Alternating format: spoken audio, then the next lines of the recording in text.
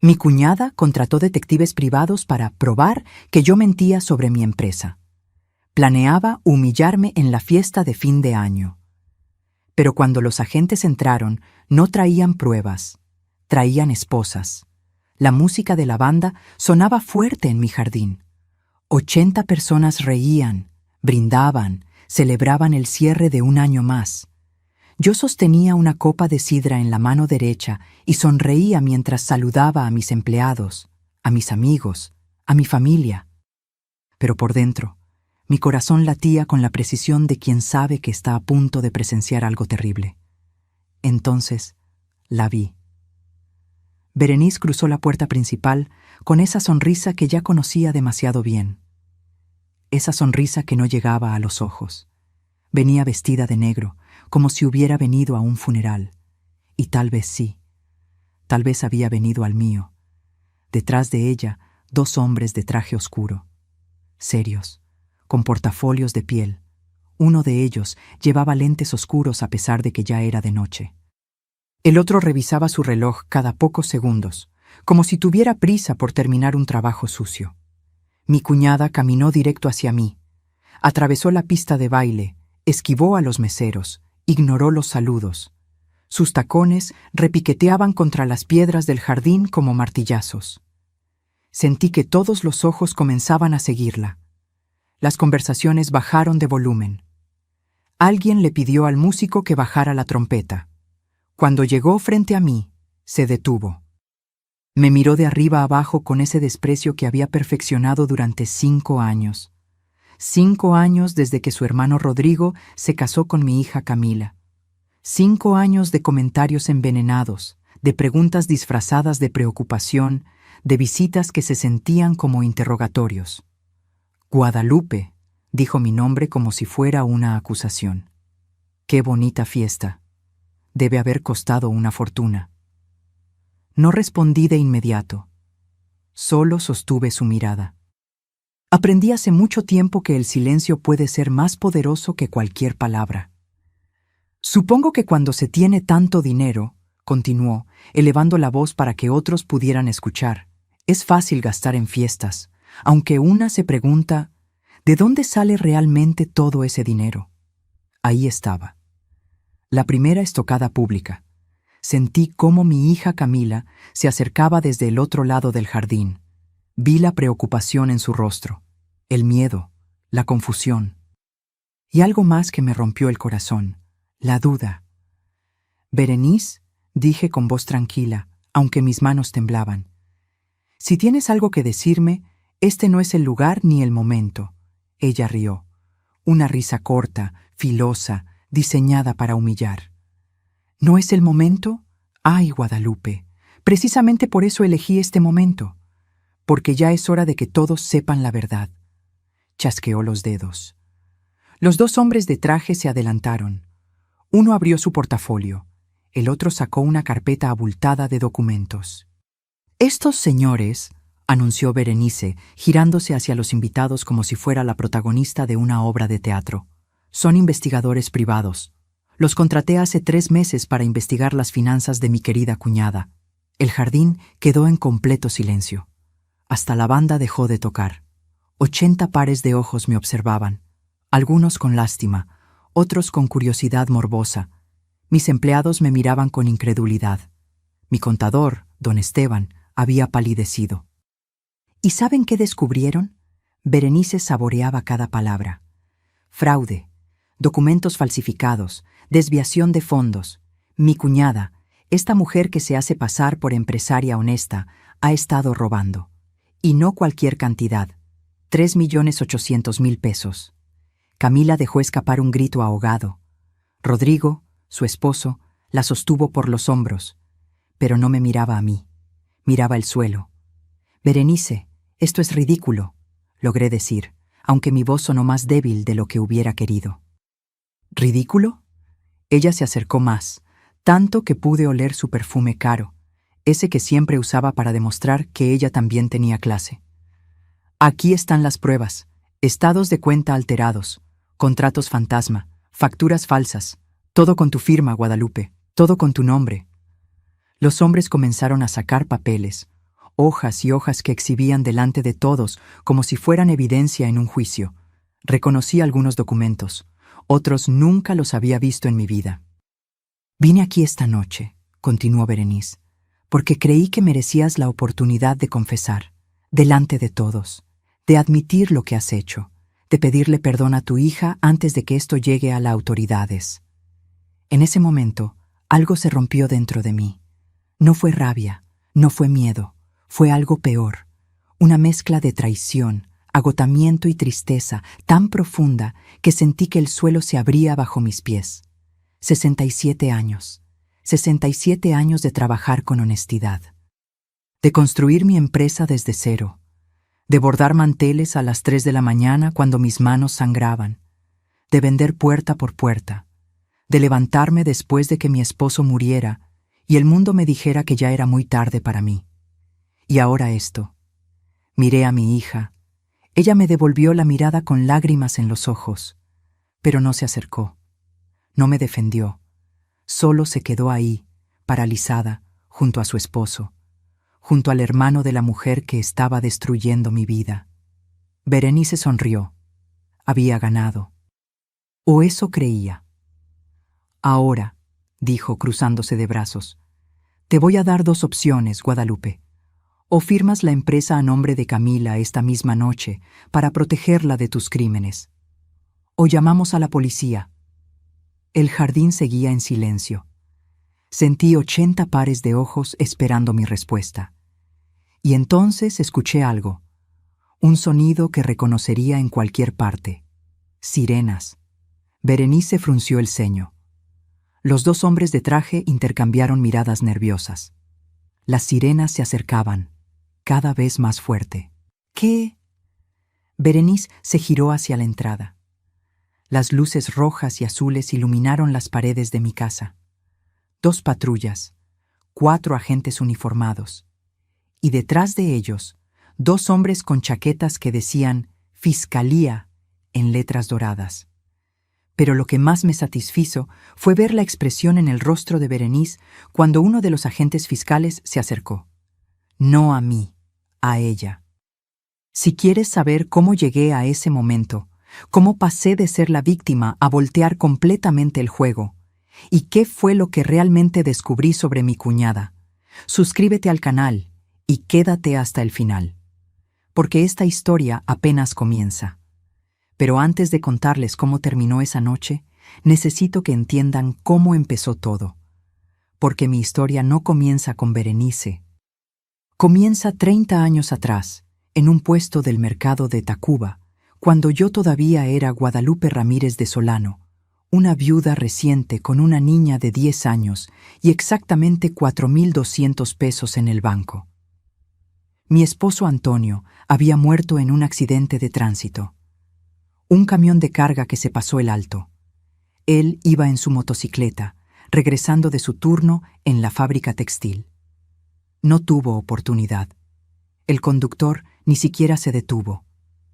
Me dejó sola, con Camila, con deudas, con un futuro que parecía un callejón sin salida. Las primeras semanas fueron las peores. No podía dormir, no podía comer.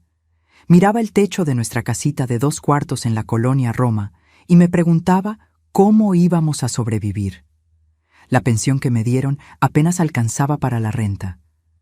Los familiares de Antonio desaparecieron después del funeral. Nadie quería cargar con 2 bocas más. Una tarde, mientras vaciaba el closet de Antonio, encontré algo. Una caja de madera que nunca había visto. Dentro había telas, retazos de algodón, lino, seda.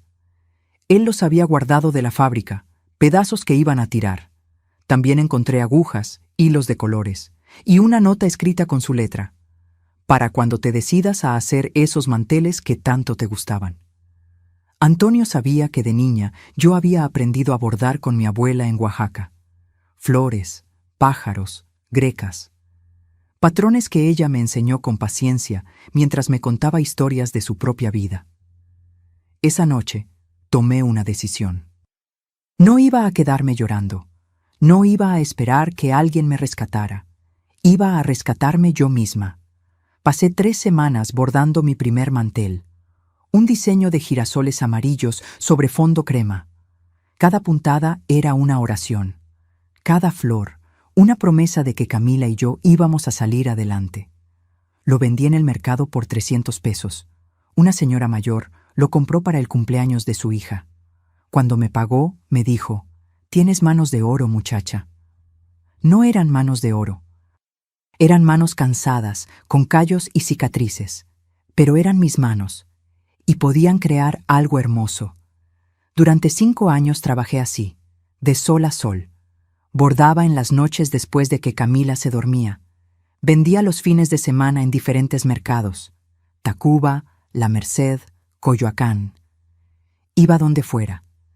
Cargaba mis manteles en bolsas de tela, tomaba 2 camiones y me plantaba frente a un puesto prestado que me cobraban 100 pesos el día. Poco a poco, las cosas mejoraron. Empecé a recibir pedidos especiales, manteles para bodas, servilletas para restaurantes. Incluso algunos hoteles pequeños me encargaban juegos completos. Contraté a 2 señoras del edificio para que me ayudaran. Les pagaba por pieza. Todos ganábamos. Cuando Camila cumplió 15 años, ya teníamos un taller pequeño, 6 máquinas de coser, 10 bordadoras. Alquilé un local en la calle de Insurgentes y puse un letrero: Textiles Guadalajara. ¿Por qué Guadalajara si yo soy de la Ciudad de México? Porque ese era el apodo que Antonio me ponía. Decía que yo brillaba como el sol de Jalisco. Era mi forma de mantenerlo vivo en mi trabajo. Los años pasaron. Camila creció. Estudió administración en una universidad pública. Era inteligente, organizada, soñadora. A veces la veía revisando mis libros de cuentas y sentía un orgullo tan grande que se me cerraba la garganta. Ella era mi razón de existir, mi motor, mi todo. Para cuando ella cumplió 25, Textiles Guadalajara ya no era un taller pequeño. Era una empresa formal, 45 empleados, contratos con cadenas hoteleras, exportaciones a Texas y California. Habíamos pasado de los manteles bordados a la ropa de cama de lujo, toallas con diseños exclusivos, cortinas personalizadas. Nunca me volví a casar.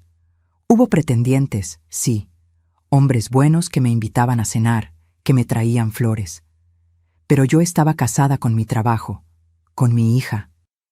Con esa promesa que le hice a Antonio frente a su tumba: voy a darle la vida que tú querías para ella. Y lo logré. Camila nunca pasó hambre, nunca le faltó ropa, nunca tuvo que dejar la escuela. Cuando se graduó, lloré en primera fila. Cuando consiguió su primer trabajo como contadora en una empresa de logística, brindamos con champán barato en la sala de nuestra casa. Mi casa. Porque para entonces ya había comprado una. 3 recámaras, 2 baños, un jardín pequeño con bugambilias moradas. En la colonia del Valle, nada ostentoso, pero era mía, sin hipoteca, sin deberle nada a nadie. La vida era buena, o eso creía. Todo cambió hace 5 años, cuando Camila llegó una tarde con los ojos brillantes y me presentó a Rodrigo. Él era gerente de ventas en la empresa donde ella trabajaba. 32 años, bien parecido, educado. Usaba camisas planchadas y zapatos lustrados. Hablaba de proyectos, de inversiones, de viajes. Me cayó bien al principio. Parecía ambicioso, trabajador. Le gustaba mi hija, y a ella le brillaban los ojos cuando lo miraba. «Mamá», me dijo Camila esa noche, después de que Rodrigo se fue, «creo que es él». Y yo, tonta de mí, me alegré. Porque toda madre quiere ver a su hija enamorada. Toda madre quiere que su hija tenga lo que ella no pudo conservar. Se casaron 1 año después. Una boda sencilla en un jardín de Xochimilco. 100 invitados. Mariachi. Un pastel de 3 pisos. Yo pagué todo con gusto. Era la única familia que Camila tenía. Su padre no podía estar ahí, pero yo estuve por los 2. Fue en esa boda donde conocí a Berenice, la hermana menor de Rodrigo, 38 años, divorciada, sin hijos. Llegó con un vestido rojo que llamaba demasiado la atención. Maquillaje perfecto, uñas largas pintadas de negro. Se movía como si el mundo le debiera algo. Desde el primer momento, algo en ella me incomodó. La forma en que miraba mi casa cuando vino a la boda.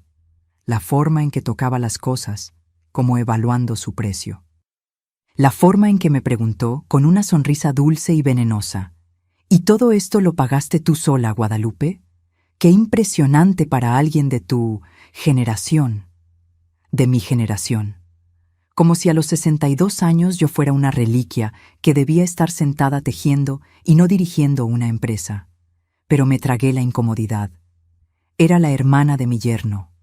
Familia. Y la familia se respeta. Si hubiera sabido entonces lo que sé ahora, la habría sacado de mi casa ese mismo día. Porque Berenice no vino a mi vida por casualidad. Vino con un plan. Y yo, sin saberlo, acababa de abrir la puerta al lobo. Los primeros meses después de la boda fueron normales. Camila y Rodrigo se mudaron a un departamento en la colonia Narvarte. Yo los visitaba los domingos, llevaba comida, compartíamos café. Rodrigo seguía siendo amable, atento. Mi hija parecía feliz. Berenice apareció en la tercera semana. Tocó mi puerta un martes por la tarde. Yo acababa de regresar de la fábrica, traía los pies hinchados y lo único que quería era quitarme los zapatos y prepararme un té de manzanilla. Abrí la puerta y ahí estaba ella, con esa sonrisa que ya empezaba a conocer. «Guadalupe, perdona que venga sin avisar», dijo, entrando antes de que yo la invitara. «Es que pasaba por aquí y pensé, ¿por qué no visito a mi cuñada? Somos familia ahora, ¿no?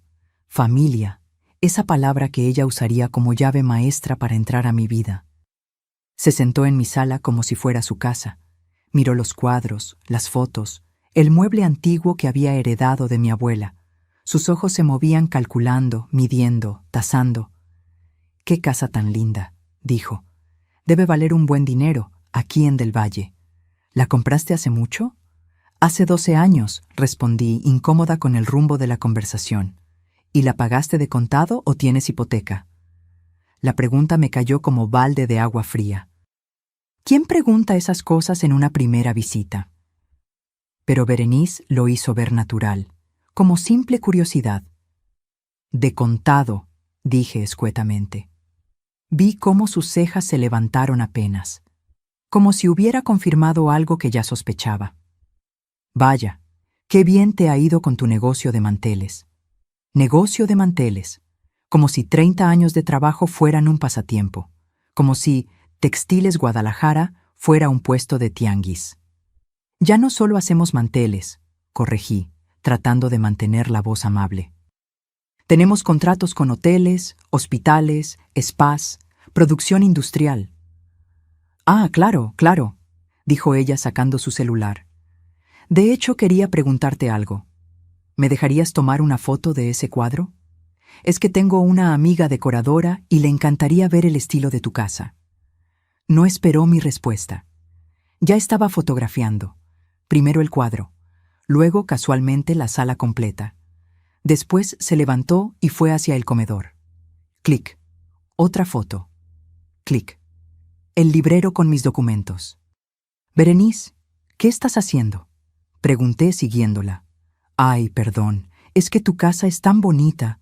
Me encanta el estilo. ¿Ese es tu escritorio?». Había entrado a mi estudio, mi espacio privado, donde tenía mi computadora, mis archivos, los documentos de la empresa. Sobre el escritorio había dejado unos estados de cuenta del banco, facturas pendientes por revisar. «Sí, pero...». Clic. Fotografió el escritorio completo. Disimuladamente, pero lo hizo. «Berenice, por favor, eso es privado». «¿Eh? Ay, perdón, no me di cuenta», dijo guardando el teléfono con una sonrisa inocente. «Es la costumbre de tomar fotos de todo. Ya sabes cómo es uno». Me senté con ella a tomar café. Durante una hora me hizo preguntas, todas aparentemente inocentes, todas envenenadas. ¿Cuántos empleados tenía? ¿Cuánto les pagaba? ¿Cómo manejaba la nómina? ¿Tenía contador? ¿Pagaba todos mis impuestos? ¿Quién era mi proveedor principal? ¿Cómo conseguía los contratos con los hoteles? Cada pregunta era una navaja disfrazada de curiosidad. «Es que me impresiona mucho», decía. «Una mujer de tu edad, viuda, sacando adelante todo esto sola. Debe ser muy difícil manejar tantos números, ¿no? A veces me pregunto si no te confundes con tantas cuentas. De tu edad». Como si a los 62 años mi cerebro ya no funcionara. «Me las arreglo bien», respondí secamente. «Claro, claro, aunque ya sabes cómo es esto de los negocios. Siempre hay, ¿cómo decirlo?, zonas grises, formas de mover el dinero para pagar menos impuestos. Es normal, todos lo hacen». Me estaba tendiendo una trampa. Quería que yo admitiera algo, cualquier cosa que ella pudiera usar después. «Yo pago mis impuestos completos», dije con firmeza. «No tengo nada que ocultar». «Por supuesto que no», dijo ella, sonriendo. «Solo digo que si alguna vez necesitas consejo o ayuda con algo delicado, yo tengo contactos, gente que sabe moverse en esos ambientes». «¿Qué ambientes? ¿De qué hablaba esta mujer?» Después de que se fue, me quedé sentada en mi sala con una sensación extraña en el estómago, como cuando sabes que algo anda mal, pero no puedes señalar exactamente qué. Pero esa fue solo la primera visita. Berenice regresó, una y otra vez, siempre con alguna excusa. Que estaba en el rumbo, que quería ver a su cuñada, que Rodrigo le había pedido que pasara a saludarme. Cada visita era igual, preguntas disfrazadas de charla amigable, fotos casuales de mi casa, comentarios sobre lo bien que me había ido económicamente. Insinuaciones sobre que era sospechoso que una viuda tuviera tanto dinero. Un día llegó con una carpeta. «Mira, Guadalupe, te traje esto», dijo sacando unos folletos. «Son fondos de inversión, muy seguros. Yo trabajo medio tiempo como asesora financiera y pensé que te podría interesar. Con todo el dinero que tienes guardado, podrías multiplicarlo». ¿Cómo sabía cuánto dinero tenía guardado? «No me interesa», dije. «Pero solo échale un vistazo. Aquí puedes ver los rendimientos. Si me das tus estados de cuenta, puedo hacerte un análisis personalizado sin costo. Quería mis estados de cuenta. Quería acceso a mis números». «No, gracias». Su sonrisa se endureció apenas un segundo. Luego regresó, amplia y falsa. «Como quieras, solo trataba de ayudar, ya sabes, entre familia». 3 meses después de esa conversación, Camila y Rodrigo vinieron a comer. Noté algo raro. Mi hija estaba callada. Rodrigo también. Comieron en silencio, intercambiando miradas que yo no podía descifrar. «¿Pasa algo?», pregunté. Camila miró a su esposo. Él asintió, como dándole permiso para hablar. «Mamá», dijo mi hija jugando con la servilleta, «Rodrigo y yo hemos estado hablando sobre tu empresa». Se me heló la sangre. «¿Qué pasa con mi empresa?». «Es que Berenice nos comentó algunas cosas y nos preocupamos». «Berenice, por supuesto». «¿Qué cosas?», pregunté, aunque ya intuía la respuesta. «Dice que los números no cuadran», intervino Rodrigo. «Que una empresa del tamaño de la tuya debería estar generando más ganancias. Que tal vez, no sé, tal vez tu contador te está robando. O tal vez tienes gastos que no declaras». No lo podía creer. Mi propia hija, dudando de mí por las palabras de esa mujer. «Camila», dije, tratando de mantener la calma, «mi empresa está perfectamente en orden. Tengo auditorías anuales. Todo está legal». «Lo sé, mamá, pero...». «¿Pero qué?». «Pero Berenice dice que deberías dejarme revisar los libros. Que yo estudié contabilidad. Que podría ayudarte a encontrar irregularidades». Ahí estaba, el verdadero objetivo. Querían acceso a mis cuentas, a mis números, a todo. «Mi empresa no es asunto de Berenice», dije, sintiendo cómo la rabia empezaba a subir por mi garganta. «Y tampoco es tu asunto, Camila. Es mi trabajo, mi esfuerzo». «Mamá, no te enojes». «No estoy enojada, estoy decepcionada. Me levanté de la mesa. Rodrigo y Camila se fueron poco después. Ella intentó abrazarme. Yo la dejé, pero algo entre nosotras se había roto. Esa noche, sola en mi casa, lloré por primera vez en años, porque entendí que Berenice no solo quería mi dinero. Quería destruir la relación con mi hija, y lo estaba logrando. Pero lo que yo no sabía era que eso apenas era el principio. El verdadero ataque todavía no había comenzado. Las semanas siguientes fueron una pesadilla silenciosa. Berenice ya no venía a mi casa. Ya no necesitaba hacerlo. Había plantado la semilla de la duda en la mente de mi hija, y ahora solo tenía que regarla y esperar a que creciera. Camila empezó a llamarme menos. Nuestras conversaciones dominicales se volvieron tensas, llenas de silencios incómodos. Yo preguntaba cómo estaba, ella respondía con monosílabos. Le contaba de la empresa, ella cambiaba de tema. Era como hablar con una extraña que compartía el rostro de mi hija. Un martes por la mañana, mientras manejaba hacia la fábrica, noté algo extraño. Un tsuru gris que llevaba 3 cuadras siguiéndome. Al principio pensé que era coincidencia. Pero cuando di vuelta en una calle que no era mi ruta habitual, el auto hizo lo mismo. Me estaban siguiendo. El corazón me dio un vuelco. Aceleré un poco. El auto también. Frené en un semáforo en rojo, con las manos temblando sobre el volante. Miré por el espejo retrovisor. Un hombre de unos 40 años, gorra oscura, lentes de sol. Sostenía algo que parecía una cámara. Me estaba fotografiando. Cuando el semáforo cambió, arranqué rápido y tomé un camino diferente. Di vueltas innecesarias, entré a un estacionamiento, salí por otro lado. Finalmente perdí al tsuru gris, pero el daño estaba hecho. Ya no me sentía segura, ni en mi propio auto. Llegué a la fábrica con los nervios destrozados. Mi asistente, Sofía, una chica de 25 años que llevaba 3 años trabajando conmigo, notó mi estado de inmediato. «Señora Guadalupe, ¿se siente bien? Está muy pálida». Le conté lo del auto. Ella frunció el ceño, preocupada. «¿Quiere que llamemos a la policía?» «No», dije, aunque no sabía por qué. Tal vez solo estoy paranoica. Pero no estaba paranoica. 2 días después, vi el mismo auto estacionado frente a mi casa cuando salí a comprar el pan. El conductor fingía leer el periódico. Cuando me vio mirándolo, arrancó y se fue. Me estaban vigilando. ¿Pero quién? ¿Y por qué?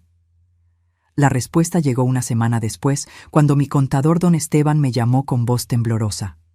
«Guadalupe, necesito hablar contigo. Es urgente». Nos vimos en su oficina esa misma tarde. Don Esteban tenía 68 años. Llevaba manejando las finanzas de Textiles Guadalajara desde hace 15 años. Era un hombre meticuloso, honesto, de esos que revisan 3 veces cada número antes de firmarlo. Estaba sudando cuando llegué. «¿Qué pasa, Esteban?» «Hoy vino alguien al banco», dijo aflojándose la corbata. «Una mujer. Dijo que era familiar tuyo. Pidió información sobre las cuentas de la empresa. Se me cayó el alma al piso». «¿Qué mujer?» «No dio su nombre completo. Solo dijo que era tu cuñada, que estaba preocupada por ti, que había notado movimientos extraños y quería verificar que todo estuviera en orden. Berenice, otra vez». «¿Y le dieron información?» «No», don Esteban negó con la cabeza. «El gerente la mandó con la fregada. Le dijo que sin tu autorización escrita no podía darle nada». Pero Guadalupe intentó sobornar a la cajera. Le ofreció 5,000 pesos por copias de tus estados de cuenta. Sentí que el piso se movía bajo mis pies. No solo me estaba vigilando, estaba intentando comprar información bancaria. ¿La cajera aceptó? «No, gracias a Dios, la chica es honesta, pero vino a reportármelo a mí, y yo vengo a reportártelo a ti». Me quedé callada, procesando. Berenice estaba jugando sucio, muy sucio. «Hay algo más», continuó don Esteban, sacando una carpeta. «He estado recibiendo llamadas, gente preguntando por ti. Dicen que son auditores del SAT, que están investigando irregularidades en tus declaraciones fiscales». «¿El SAT? Pero si yo pago todo en orden. Lo sé, por eso no tiene sentido. Llamé directamente a la oficina del SAT. No hay ninguna investigación abierta contra ti. Esas llamadas son falsas. ¿Falsas? Alguien se está haciendo pasar por autoridades fiscales para intimidarme, para que yo suelte información, o para que tú cometas algún error por pánico. Era una cacería. Una cacería organizada, calculada, diseñada para atraparme en alguna mentira o irregularidad que ni siquiera existía. Esteban, ¿qué está pasando? Él me miró con tristeza. Alguien quiere destruirte, Guadalupe. Y tiene recursos. Esto no es cosa de una persona actuando sola. Esto es profesional. Regresé a casa esa tarde con el estómago revuelto. Encendí la computadora y busqué en Google: Investigadores privados, Ciudad de México. Docenas de páginas aparecieron. Agencias que ofrecían investigaciones discretas, vigilancia personalizada, obtención de pruebas. Berenice me había contratado investigadores. Estaba segura. Y no solo eso, estaba fabricando pruebas, inventando irregularidades, creando una narrativa en la que yo era la villana.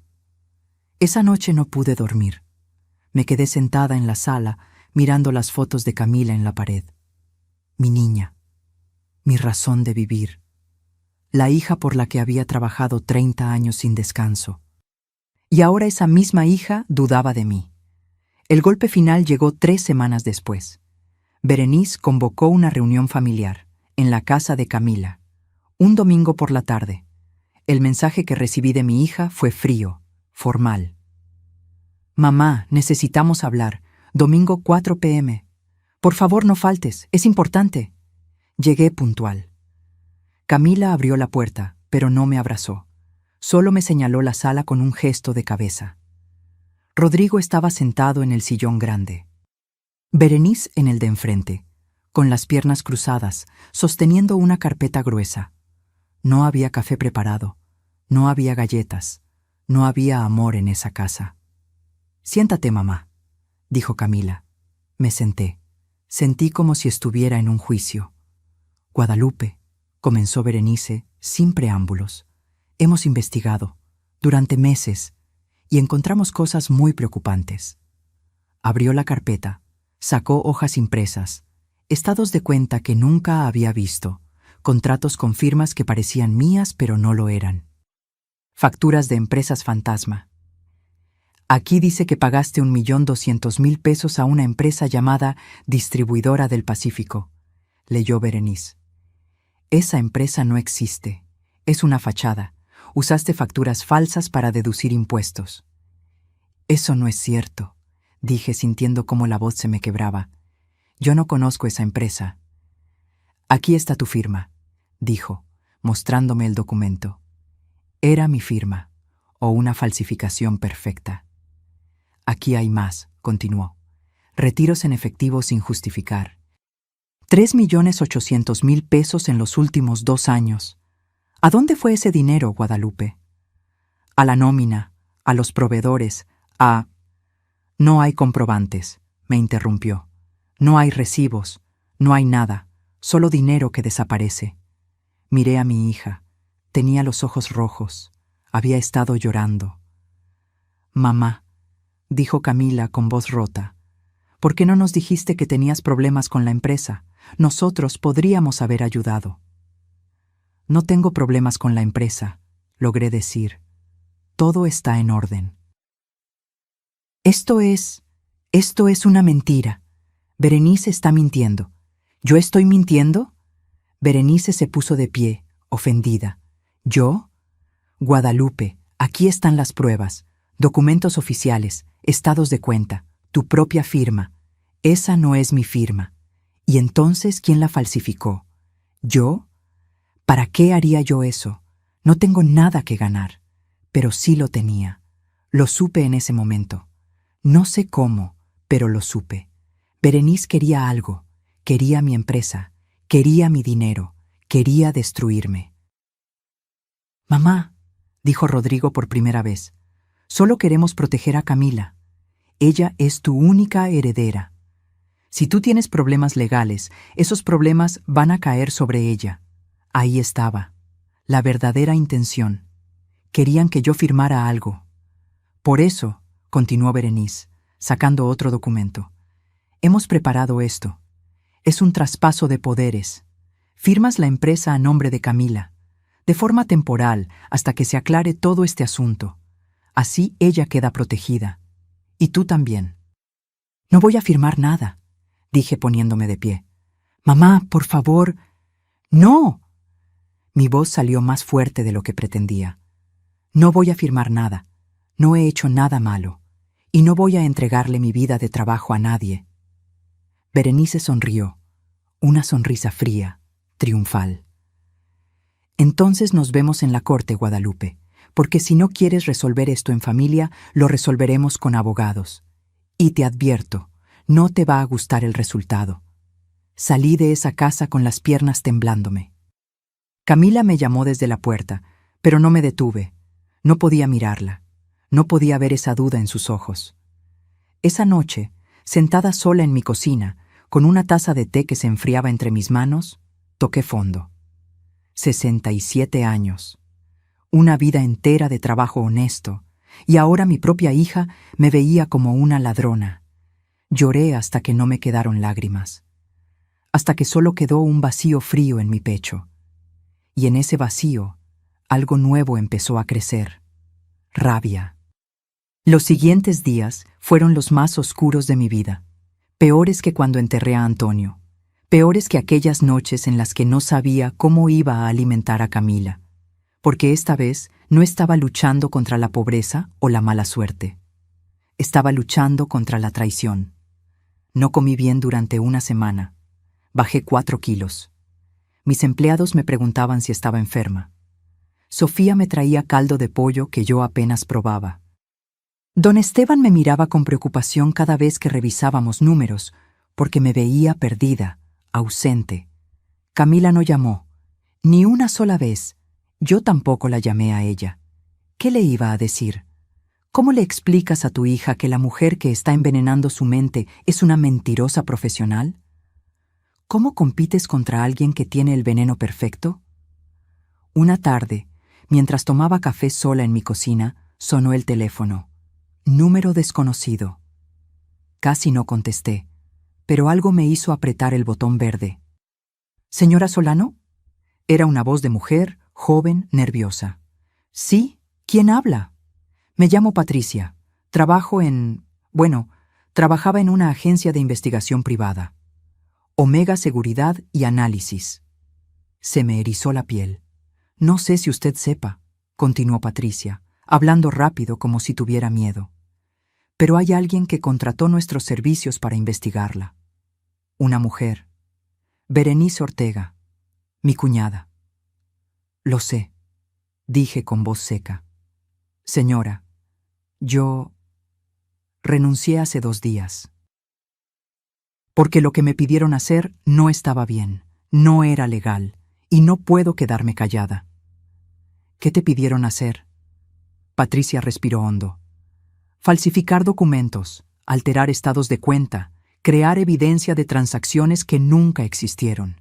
Mi jefe aceptó, porque ella pagó muy bien. 150,000 pesos.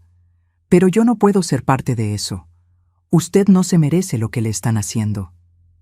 Sentí que el corazón me latía en los oídos. ¿Tienes pruebas de eso? Tengo correos, grabaciones de conversaciones con mi jefe, y tengo las versiones originales de los documentos antes de que los alteraran. Todo está guardado en mi computadora. ¿Por qué me ayudas? No me conoces. Porque mi mamá también es empresaria, dijo Patricia, y su voz se quebró. Y yo no dejaría que nadie le hiciera esto a ella. Quedamos de vernos al día siguiente en una cafetería del centro. Patricia llegó con una mochila llena de folders, una USB y un rostro lleno de culpa. Aquí está todo, dijo, pasándome la USB. Los contratos originales, los que ellos alteraron, los correos donde Berenice explicaba exactamente qué necesitaba falsificar, y las grabaciones donde mi ex jefe le prometía hacer que usted pareciera una criminal. Revisé los documentos esa misma noche. Cada página era una puñalada. Los estados de cuenta que Berenice había mostrado en la reunión familiar estaban manipulados. Habían agregado transacciones falsas. Habían inventado retiros que nunca hice. Habían creado empresas fantasma con mi nombre. Todo era mentira. Una mentira perfectamente construida. Pero lo peor no era eso. Lo peor fue leer un correo que Patricia había incluido. Un correo que Berenice le mandó a su jefe en Omega Seguridad. No me importa cuánto cueste. Necesito que esa vieja quede completamente desacreditada. Quiero que pierda su empresa. Quiero que su propia hija la vea como la estafadora que es. Y cuando esté destruida, cuando no tenga nada ni a nadie, yo voy a estar ahí para salvar a mi cuñada del desastre que su madre creó. El 50% de esa empresa me va a pertenecer. Es mía. Solo tengo que ser paciente. Leí ese correo 5 veces. Cada palabra era un martillazo. Berenice no solo quería humillarme, no solo quería mi empresa, quería mi destrucción total. Quería que mi hija me odiara. Quería que yo quedara sola, en la ruina, sin nada por lo que vivir. Y casi lo logra. Porque 2 días después, Berenice dio el siguiente paso. Recibí un citatorio. Legal, oficial, con sellos y firmas. Me demandaban por fraude fiscal, malversación de fondos y falsificación de documentos. La demandante, Berenice Ortega, en representación de los intereses de Camila Solano Ramírez, heredera directa y afectada. Estaba usando el nombre de mi hija para demandarme. Llamé a Camila. Por primera vez en 3 semanas. Me contestó al 5.º timbrazo. ¿Mamá? Camila, ¿tú sabías que Berenice me está demandando? Silencio. Camila, ¿lo sabías? Rodrigo dice que es lo mejor, susurró. Dice que si no hacemos algo legal, tú vas a terminar en la cárcel y yo voy a quedar sin nada. Tu esposo está mintiendo, Berenice está mintiendo. Todo esto es una trampa, hija, una trampa para robarme. Mamá, ya basta. Su voz sonó cansada. Ya basta de mentir. Berenice me enseñó todo. Los documentos, las cuentas. Tu firma está ahí. No puedes seguir negándolo. Esa no es mi firma. Falsificaron todo. ¿Y por qué alguien haría eso? ¿Por qué Berenice gastaría su dinero en investigarte si no tuviera razón? No tenía respuesta para eso, o al menos no una que mi hija quisiera escuchar.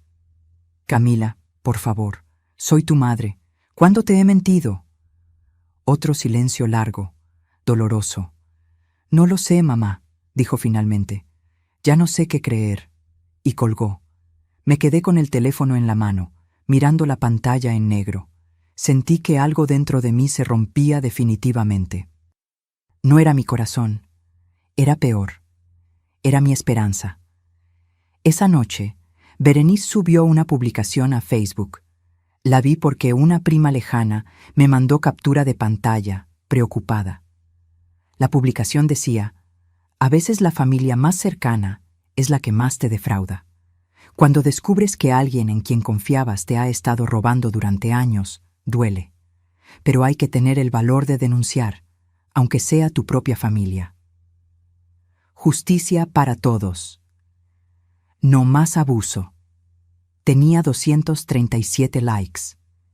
43 comentarios de gente que no me conocía, pero que ya me odiaba. Qué horrible que te haya pasado eso. Los viejos a veces se vuelven codiciosos. Bien hecho por denunciar. Familia o no, un ladrón es un ladrón. Berenice me estaba destruyendo públicamente, y yo no podía hacer nada. Si respondía, me vería desesperada. Si no respondía, parecería culpable. Estaba atrapada. La audiencia preliminar se fijó para 2 meses después. Mi abogado, el licenciado Mauricio Campos, un hombre de 50 años con 20 de experiencia en derecho mercantil, revisó los documentos que Berenice había presentado. «Esto está muy bien fabricado», dijo, ajustándose los lentes. «Quien hizo esto sabía lo que hacía. ¿Puedo ganar? Podemos pelear. Tenemos argumentos. Pero, Guadalupe, voy a ser honesto contigo. Este tipo de casos son complicados. la carga de la prueba recae en ti para demostrar que los documentos son falsos. Y eso puede tomar meses, años incluso. ¿Y mientras tanto? Mientras tanto, tu reputación se va a destruir. Tus clientes van a dudar, tus empleados van a tener miedo, y tu familia... Hizo una pausa. Tu familia ya está dividida. Salí del despacho del abogado sintiendo que caminaba en arenas movedizas. Cada paso me hundía más. Esa noche me senté en el suelo de mi sala, rodeada de fotos de Camila, su primer día de escuela, su graduación, su boda. Cada foto era un recordatorio de todo lo que había perdido. Y entonces pensé en Antonio, mi esposo, el hombre que me había amado sin condiciones, el que siempre me decía, Guadalupe, tú eres más fuerte de lo que crees. Cuando te caen, te levantas, y cuando te vuelven a tumbar, te levantas más fuerte. Antonio estaría furioso si me viera ahora, derrotada, rendida. No, no iba a rendirme. Si Berenice quería guerra, tendría guerra. Pero esta vez yo pondría las reglas. Me sequé las lágrimas. Respiré hondo y tomé mi teléfono. Marqué el número del licenciado Mauricio. Licenciado, dije cuando contestó, necesito que contrate a alguien, un investigador forense, pero no cualquiera. El mejor que pueda encontrar. Alguien que pueda rastrear cada mentira que Berenice ha construido. Eso va a ser caro, Guadalupe. No me importa. Venda lo que tenga que vender. Pero encuéntrelo. Hubo una pausa. ¿Estás segura? Más segura que nunca en mi vida. Porque había entendido algo. Berenice cometió un error. Me subestimó. Pensó que yo era una vieja débil que se quebraría con la primera amenaza. Pensó que me rendiría. Pero ella no sabía quién era realmente Guadalupe Ramírez de Solano. Yo era la mujer que había construido un imperio con las manos rotas, la que había enterrado a su esposo y seguido adelante, la que había criado a una hija sola en una ciudad que no perdona. Y si algo había aprendido en 67 años de vida era esto. Cuando te quitan todo, te vuelves peligrosa, porque ya no tienes nada que perder. 3 días después de esa llamada, conocí a Armando Solís. El licenciado Mauricio me citó en su oficina un viernes por la mañana. Cuando llegué, había un hombre sentado frente al escritorio. Unos 45 años, cabello gris en las sienes, traje discreto pero bien cortado. Tenía la mirada de alguien que ha visto demasiado y ya no se sorprende de nada. Guadalupe, él es Armando Solís, presentó Mauricio. Investigador forense digital. Trabajó 15 años en la Procuraduría. Ahora trabaja de forma independiente. Armando se puso de pie y me extendió la mano. Su apretón fue firme pero no agresivo. Señora Solano, dijo. El licenciado Campos me puso al tanto de su situación. Y debo decirle algo. He visto muchos casos de fraude en mi carrera. Pero este es particularmente elaborado. Nos sentamos. Armando abrió su laptop y giró la pantalla hacia mí. ¿Ve esto? Señaló un documento escaneado. Es uno de los estados de cuenta que su cuñada presentó como evidencia. A simple vista parece legítimo. Pero si ampliamos aquí, hizo zoom en una sección. ¿Ve esta fuente? Times New Roman, 12 puntos. Los bancos no usan Times New Roman en sus estados de cuenta digitales. Usan Arial o Helvética. Este documento fue editado en Word o Photoshop. Sentí un alivio tan grande que casi me ahogo. ¿Puede probarlo? Puedo probar mucho más que eso, dijo Armando. Pero necesito tiempo. Y necesito acceso a todo. Sus cuentas bancarias reales, sus archivos, sus correos. Todo lo que pueda ayudarme a reconstruir la verdad.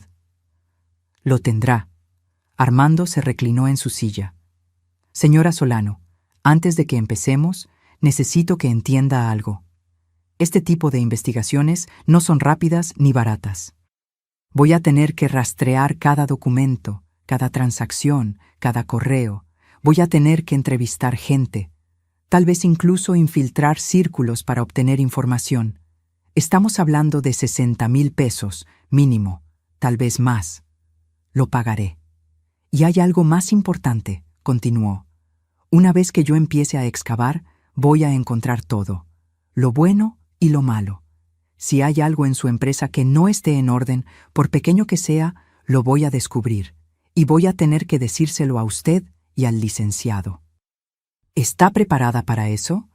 Lo miré directo a los ojos. No tengo nada que ocultar. Sonrió apenas. Entonces, empecemos. Durante las siguientes 6 semanas, fingí estar derrotada. Era parte del plan. Mauricio me había aconsejado: deja que Berenice se confíe, que piense que ganó. La gente comete errores cuando se siente invencible. Así que actué mi papel. Dejé de contestarle las llamadas a Camila. Cuando mi hija me buscó, le hablé con voz cansada, resignada. Le dije que tal vez tenía razón, que tal vez yo había cometido errores, que estaba vieja y confundida. Camila lloró al escucharme así, pero no vino a verme. Rodrigo no se lo permitía. Berenice, por su parte, estaba triunfante. La vi en la calle una tarde, saliendo de un restaurante caro con unas amigas. Reía fuerte, gesticulaba con las manos, contaba alguna historia que las hacía carcajearse. Cuando me vio, su sonrisa se ensanchó. Me saludó con la mano, condescendiente. Como se saluda a alguien que ya no representa ninguna amenaza. Perfecto. Mientras ella celebraba, Armando trabajaba. Me reportaba cada 3 días, siempre en lugares discretos. Cafeterías alejadas, parques, estacionamientos vacíos, nunca en su oficina ni en la mía. Encontré algo interesante, me dijo en nuestro tercer encuentro. Su cuñada no tiene el dinero que aparenta tener. Su cuenta bancaria personal nunca supera los 40,000 pesos. Vive en un departamento rentado. Su auto es financiado. Y sin embargo, gastó 150,000 pesos en contratar a Omega Seguridad. ¿De dónde sacó ese dinero? De una fundación, dijo Armando, mostrándome documentos impresos. Fundación Manos Unidas para la Niñez. Una organización benéfica que supuestamente ayuda a niños de escasos recursos. Su cuñada es la directora administrativa y ha estado desviando fondos durante 2 años. Me quedé helada. ¿Está robando dinero de una fundación de niños? No solo eso, continuó Armando. Usó facturas falsas para justificar esos gastos. Facturas que incluyen su nombre, señora Solano. Berenice hizo parecer que usted le vendió servicios a la fundación que nunca prestó. Servicios por 400,000 pesos. ¿Qué? Si esto sale a la luz, señora Solano, no solo la va a acusar de fraude en su empresa, la va a meter en un escándalo de desvío de fondos de una organización benéfica. Es el crimen perfecto. Ella roba, pero usted aparece como culpable. Sentí que me faltaba el aire. ¿Tiene pruebas? Tengo los registros bancarios de la fundación, tengo las facturas falsas, tengo correos donde ella le ordena a su contador de la fundación que procese los pagos a empresas fantasma. Y tengo algo mejor. Sacó su teléfono y me mostró un audio. Esto es una conversación entre su cuñada y su contador. La grabé hace 2 días. Escuche. Presionó play. La voz de Berenice era inconfundible. No me importa cómo lo hagas, Fernando. Necesito que esos 200,000 desaparezcan del registro y los metes como servicios de consultoría de esa vieja. Cuando todo esto explote, ella va a estar tan hundida que nadie va a dudar que también robó de la fundación. Pero Berenice, si nos auditan, no nos van a auditar. Nadie audita fundaciones pequeñas. Y si lo hacen, tú tienes los documentos que protegen tu trasero. El mío también. La única que va a caer es Guadalupe. Armando detuvo el audio. Ella no solo la está acusando falsamente, la está incriminando en sus propios crímenes. Me temblaban las manos. ¿Qué más tiene? Suficiente para hundirla, dijo Armando. Pero necesito 2 semanas más. Quiero rastrear cada peso que desvió, cada documento que falsificó. Y quiero encontrar la conexión con Omega Seguridad, porque si puedo probar que ella pagó con dinero robado para fabricar evidencia contra usted, eso es conspiración. Es un delito federal. Hágalo. 2 semanas después, Armando llegó con una caja de archivos. Ya tengo todo, dijo, vaciando la caja sobre el escritorio de Mauricio. Aquí está la evidencia completa. Berenice Ortega desvió 740,000 pesos de la fundación en los últimos 2 años. Usó 150,000 para contratar a los investigadores privados. Otros 200,000 los metió en su cuenta personal a través de transferencias que disfrazó como reembolsos de gastos. El resto lo usó para pagar abogados, sobornos y fabricar documentos. Mauricio revisaba cada papel con ojos de águila.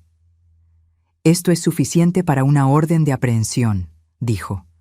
Fraude, falsificación, malversación de fondos. Estamos hablando de 8 a 10 años de prisión. ¿Y qué hay de Rodrigo?, pregunté. ¿Él sabía?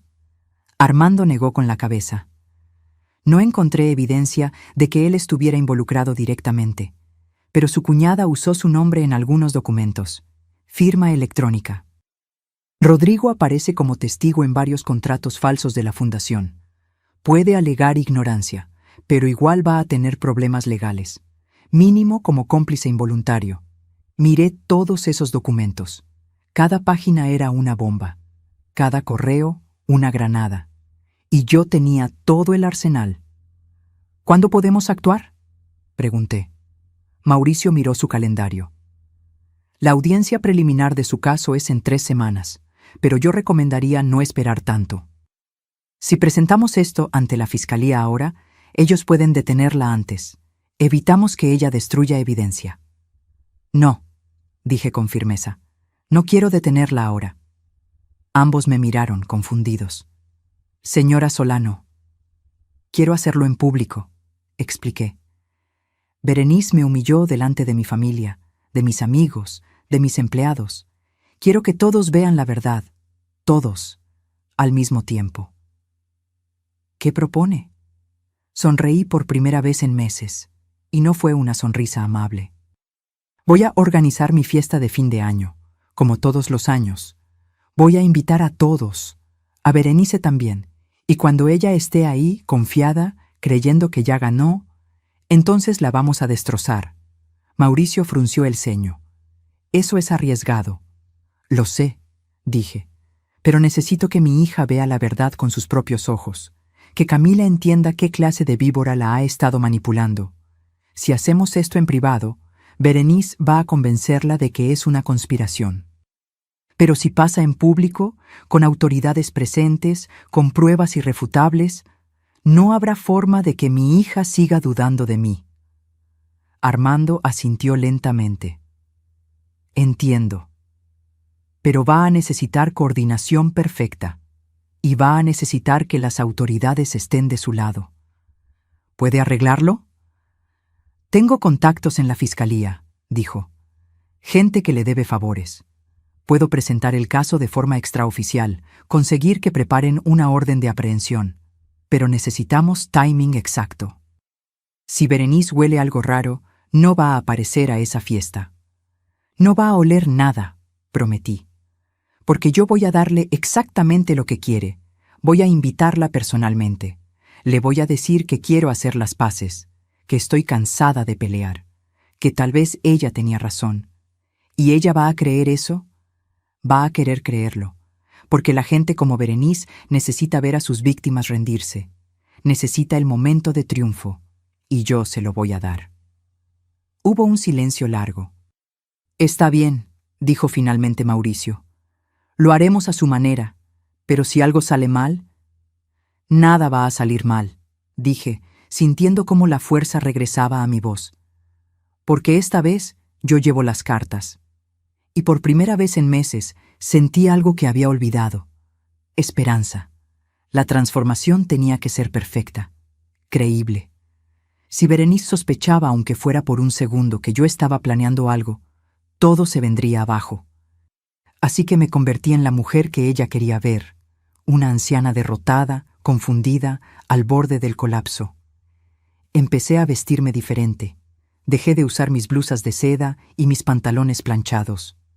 Comencé a salir con ropa más sencilla, más descuidada. Dejé que mi cabello creciera un poco sin arreglarlo. Cuando iba al supermercado, caminaba más lento, con los hombros caídos. En la fábrica, fingí errores. Nada grave, solo lo suficiente para que mis empleados se preocuparan. Olvidé una reunión. Confundí unas fechas en una orden. Sofía, mi asistente, me miraba con tristeza. «Señora Guadalupe, ¿está bien?», me preguntó un día. «Usted no es así». «Estoy cansada, Sofía», le dije, y no tuve que fingir el cansancio en mi voz. Muy cansada. La noticia corrió. Doña Guadalupe estaba decayendo. La presión la estaba destruyendo. Algunos empleados empezaron a buscar otros trabajos, preocupados por el futuro de la empresa. Lo entendí. Tenían familias que mantener. Berenice se enteró, por supuesto. La ciudad es pequeña cuando se trata de chismes. Una tarde, mientras compraba verduras en el mercado de San Juan, la vi. Venía con 2 amigas, las mismas del restaurante. Cuando me vio, le susurró algo a una de ellas. Las 3 me miraron con esa mezcla de lástima y satisfacción que solo tienen las personas crueles. Berenice se acercó. «Guadalupe», dijo con voz melosa. «Qué sorpresa verte aquí». «Hola, Berenice», respondí con voz pequeña, sosteniendo mi bolsa de jitomates. «¿Cómo estás? Te veo diferente». «Estoy bien», mentí. «Solo cansada». «Claro, con todo lo que está pasando», dijo fingiendo preocupación. «Debe ser muy difícil para ti. Pero ya sabes, si hubieras sido honesta desde el principio, nada de esto habría pasado». Sus amigas asintieron, como si ella fuera una santa y yo una pecadora arrepentida. «Tal vez tengas razón», dije, bajando la mirada. Vi cómo sus ojos brillaron. Triunfo. Pura satisfacción. «Bueno, espero que pronto puedas aceptar la realidad», continuó. «Por el bien de Camila. Ella está sufriendo mucho, ¿sabes? Verla llorar por su madre me parte el corazón. Quise abofetearla ahí mismo. Pero apreté los jitomates en mi mano y respiré hondo. Sí, logré decir. Por Camila». Se fue riéndose con sus amigas. Yo me quedé parada en medio del mercado, temblando de rabia, pero también sonriendo por dentro, porque acababa de confirmar algo. Berenice estaba completamente confiada. Pensaba que había ganado. Mientras tanto, Armando seguía excavando. Nos reuníamos cada martes a las 6 de la mañana en una cafetería de la colonia Escandón, tan temprano que nadie nos veía, tan lejos de mis rutas habituales que nadie podía conectarnos. «Encontré algo grande», me dijo en nuestro 5.º encuentro, abriendo su laptop. «¿Recuerda a esos investigadores privados que su cuñada contrató?» «Omega Seguridad», asentí. «Exacto. Pues adivine qué. Esa empresa ya tiene un historial sucio. Lo cerraron hace 3 años por fabricar evidencia en un caso de divorcio. El dueño, un tal Gerardo Núñez, estuvo 6 meses en prisión. Cuando salió, reabrió con otro nombre. Pero es la misma operación». ¿Y Berenice sabía eso? No solo lo sabía. Armando giró la pantalla. «Mire este correo. Ella específicamente buscó una agencia que estuviera dispuesta a trabajar fuera de los límites legales. Son sus palabras exactas. Leí el correo. Mi cuñada había escrito: «Necesito una agencia que entienda que a veces hay que ser creativos con la verdad. No me importan los métodos, solo me importan los resultados. ¿Pueden ayudarme?». Y Gerardo Núñez había respondido: «Señora Ortega, nosotros nos especializamos en casos complejos. Entendemos que la justicia a veces necesita un empujoncito. Nuestros servicios cuestan 150,000 pesos, pero garantizamos resultados». Era un contrato explícito para fabricar pruebas. «Esto es oro puro», dije. «Hay más», continuó Armando. «Patricia, la chica que la contactó, guardó todo. Cada archivo antes y después de editarlo. Tengo los PDFs originales de sus estados de cuenta reales y tengo las versiones alteradas. Puedo mostrar píxel por píxel dónde agregaron números, dónde cambiaron fechas, dónde insertaron transacciones falsas. ¿Y los testigos? ¿Patricia va a declarar? Ya firmó una declaración jurada. Tiene miedo, pero está dispuesta a testificar. También encontré al contador de Omega Seguridad, un tipo llamado Héctor Ruiz. Está nervioso porque sabe que cuando esto explote, él va a ser cómplice. Le ofrecí inmunidad si coopera. Aceptó. Va a declarar que Berenice pagó con dinero de la fundación.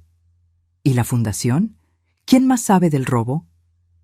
El presidente de la fundación es un empresario llamado Roberto Salazar, 72 años. Hombre honesto que donó 5 millones de pesos para iniciar el proyecto. Le mostré las evidencias de forma extraoficial. Está devastado. Creía en Berenice. La puso como directora porque ella le vendió una historia hermosa sobre ayudar a los niños. ¿Va a denunciarla? Ya lo hizo. Presentó una denuncia formal ante la fiscalía, pero le pedí que la mantuvieran congelada hasta que usted diera la señal. El fiscal de delitos económicos es un amigo mío. Entiende lo que estamos haciendo. ¿Cuántas pruebas tenemos en total? Armando cerró la laptop y me miró serio. Señora Solano, tenemos suficiente para enterrarla. Desvío de 740,000 pesos. Falsificación de documentos en 3 casos diferentes. Conspiración para cometer fraude. Soborno. Y uso de identidad ajena sin consentimiento. Su cuñada va a ir a prisión. De eso no hay duda. La pregunta es, ¿cómo quiere que pase? Quiero que sea público, repetí. Quiero que todos vean. Entonces, necesitamos coordinar con la fiscalía. Ellos tienen que estar listos para actuar el día de su fiesta. Con orden de aprehensión en mano. Y necesitamos a Berenice confiada, presente, sin sospechar nada. Déjemela a mí.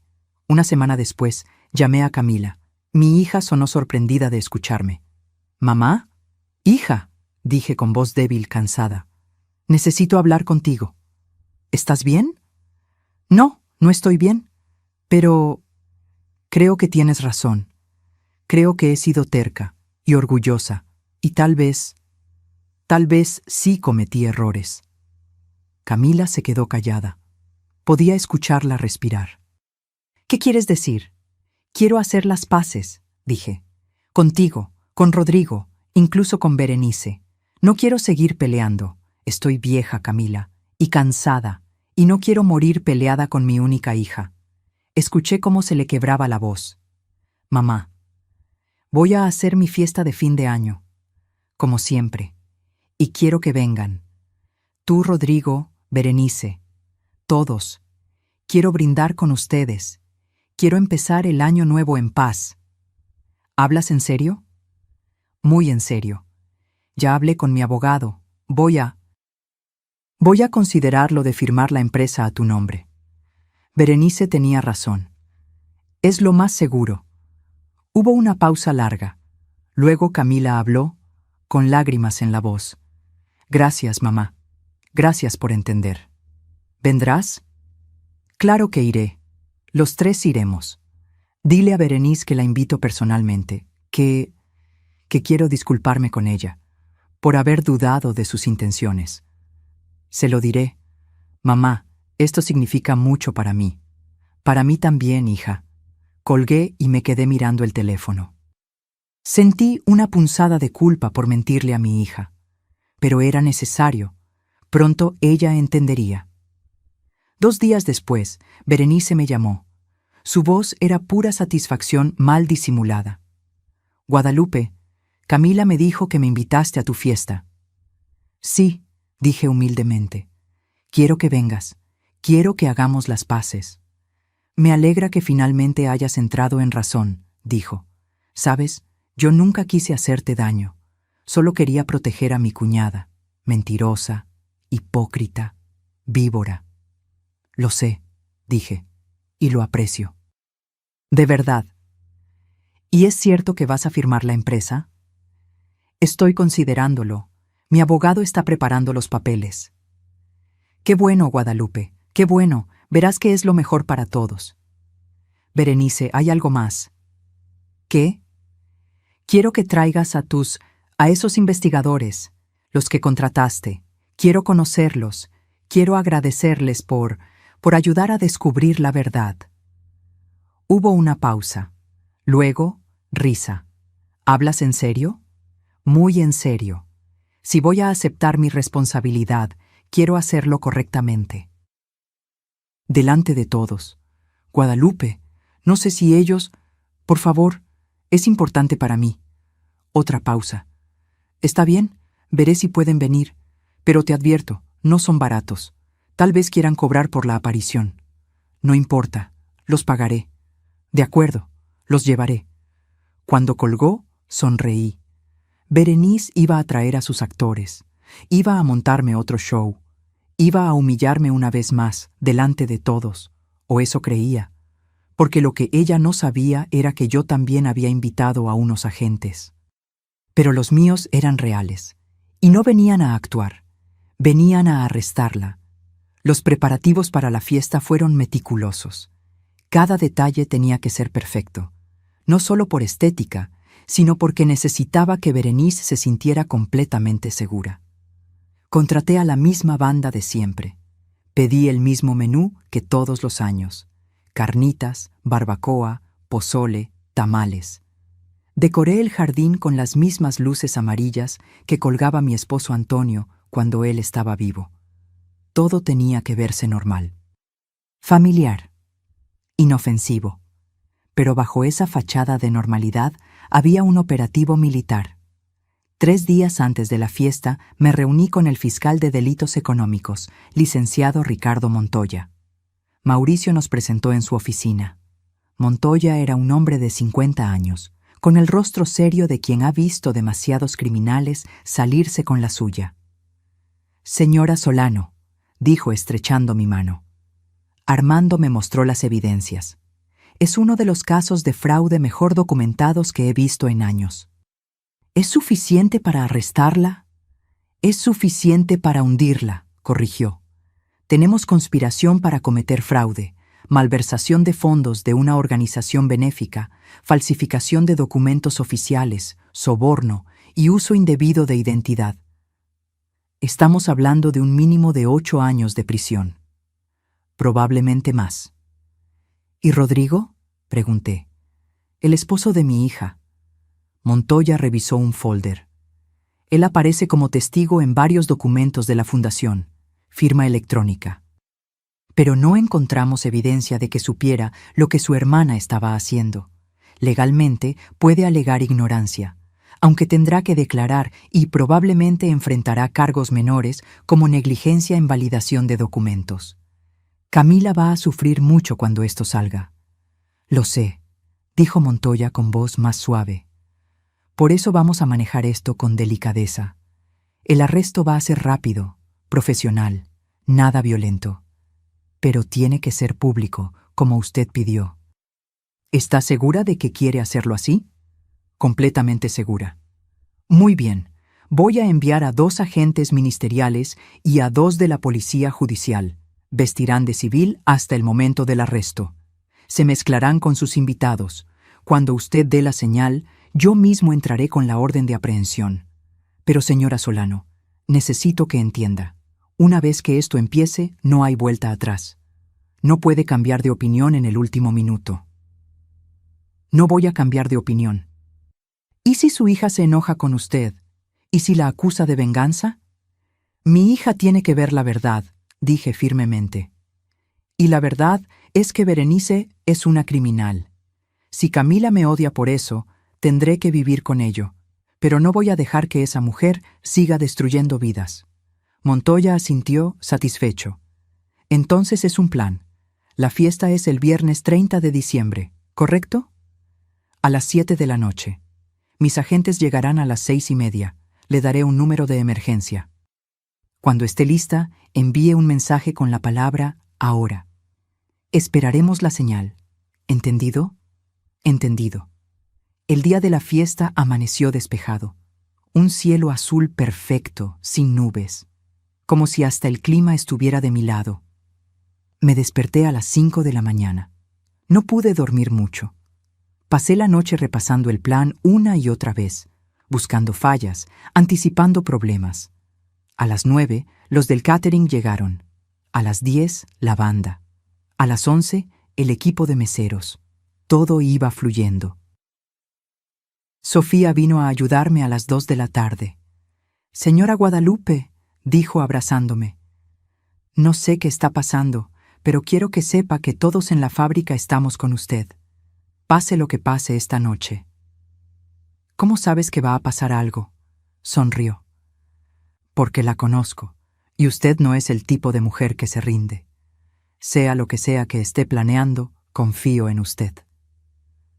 Me puse mi mejor vestido, uno color vino que me había comprado hacía 2 años, pero nunca había usado. Me arreglé el cabello, me maquillé con cuidado. Quería verme fuerte, digna, no como la mujer derrotada que había estado fingiendo ser. Cuando me miré al espejo, vi a Guadalupe Ramírez de Solano, no la víctima, la guerrera. Los invitados empezaron a llegar a las 7 en punto. Empleados, proveedores, amigos de toda la vida. Don Esteban, mi contador, llegó con su esposa. Sofía con su novio. Mis vecinos. Gente que me había acompañado en las buenas y en las malas. A las 7:20 llegaron los agentes encubiertos. Mauricio me los señaló discretamente. 2 mujeres jóvenes que parecían invitadas normales. 2 hombres de unos 35 años vestidos casual. Se mezclaron perfectamente. A las 7:40 llegó Camila. Mi corazón dio un vuelco cuando la vi bajar del auto. Mi hija, mi hermosa hija. Traía un vestido color marfil y el cabello suelto. Venía con Rodrigo, quien se veía incómodo, mirando el suelo. Camila me abrazó, fuerte, como hacía cuando era niña. «Mamá», susurró, «gracias por hacer esto. Gracias a ti por venir, hija. ¿De verdad vas a firmar los papeles?» «Ya veremos», dije, acariciando su cabello. «Esta noche todo va a quedar claro». Ella me miró extrañada, pero no preguntó más. A las 8:10 llegó Berenice. Bajó de un Uber con esa arrogancia que la caracterizaba. Traía un vestido negro ajustado, tacones altos, el cabello recogido en un moño perfecto. Detrás de ella, 2 hombres. Los reconocí de la descripción que Armando me había dado. Actores que Berenice había contratado para hacerse pasar por investigadores. Uno era alto, de unos 50 años, con lentes y un portafolio de piel. El otro más joven, 30 y tantos, traje barato pero bien planchado. Ambos tenían esa sonrisa falsa de quien está siendo pagado por representar un papel. Berenice me vio y abrió los brazos teatralmente. «Guadalupe, qué gusto verte. Y qué bonita fiesta». «Gracias por venir», dije, forzando una sonrisa. «Y mira, te traje a los muchachos», dijo, señalando a los 2 hombres. «Ellos fueron los que investigaron tu caso. Pensé que sería bueno que los conocieras». Los investigadores me extendieron la mano. Yo la estreché, sintiendo asco. «Mucho gusto», dijo el mayor. «Soy el licenciado Vargas, y él es mi asociado, el ingeniero Ramos. Ni licenciado ni ingeniero, solo estafadores baratos». «El gusto es mío», mentí. «¿Gustan algo de tomar?» «Lo que tengas está bien», dijo Berenice, ya caminando hacia el jardín como si fuera su fiesta. Camila se acercó a mí, confundida. «Mamá, ¿por qué los invitaste a ellos?»